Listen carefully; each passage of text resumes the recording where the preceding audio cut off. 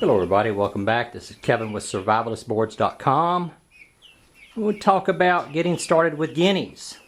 There are the two guineas. Well, I got a dozen, but there's two of them right there.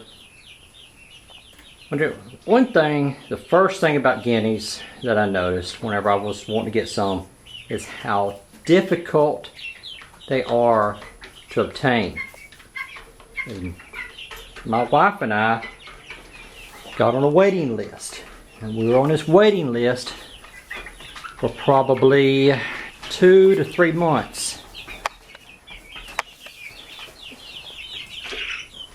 Hang on just a second, sorry about that guys. We were on this waiting list for probably 2 to 3 months before the guineas were ready to ship. And they only ship out, they're only ready at a certain time of the year. So the first thing is finding a source for the guineas. You have to hit it at the right time of year to be able to order them. So you have to plan, like, unless you just hit it at the right time of year, you're going to have to plan for months ahead of time to be able to get them. And in case you're wondering, the red one is a Rhode Island Red. The striped one is a Dominicker. That one right there is a golden laced Wyandotte. And then we have an Australorp, Guinea, Rhode Island Red. And so after being on a waiting list for about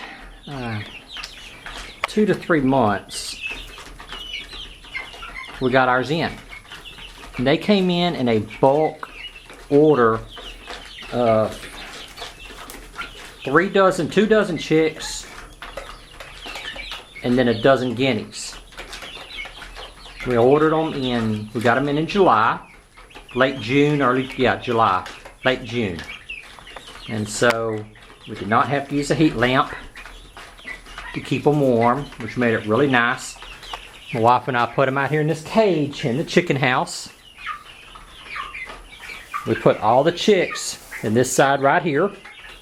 And on that side we had 10 Australorps and 7 barred rocks, which are these right here. They're probably 3-4 weeks older than the other chicks. The guineas don't like to have plenty of room, so I'm trying to stay back where I don't scare them. The other thing was that I've heard that you've got to feed them specialized feed. So far I have not had any problems with the guineas dying, or any problems whatsoever. Whenever they were about 3.5 weeks old, we let all the chicks out into the chicken house.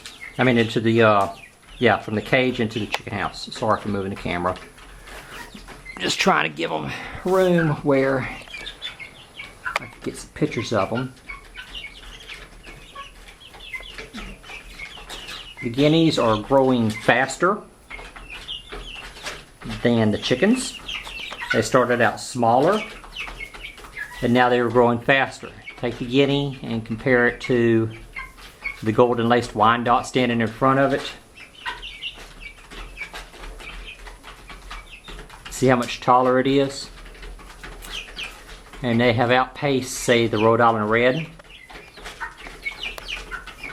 So far, what I've noticed is that they grow faster, mature faster, and will start foraging faster than the chickens, even though they start off a little bit smaller. We've got a guinea right in there with the chicks. There's three guineas, 4, I count 4. So the guineas are maturing faster than the chicks that they were bought with. They're foraging better. They're venturing out past the chicken house. They're venturing further and further out past the chicken house better than the chicks. They paying more attention, do not like to be held.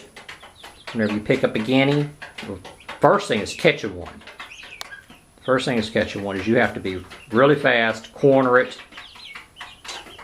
pick it up, and whenever you pick it up, it just starts screaming just start screaming. Very flighty. Do not like to be held. Whenever you're holding it, it'll kick and squirm and everything else trying to get out. And but I'm hoping that the guineas and the chickens kind of bond and stay together.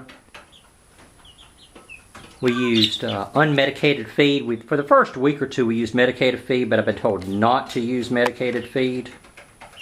So we stopped giving them medicated and switched over to 18% chick grower.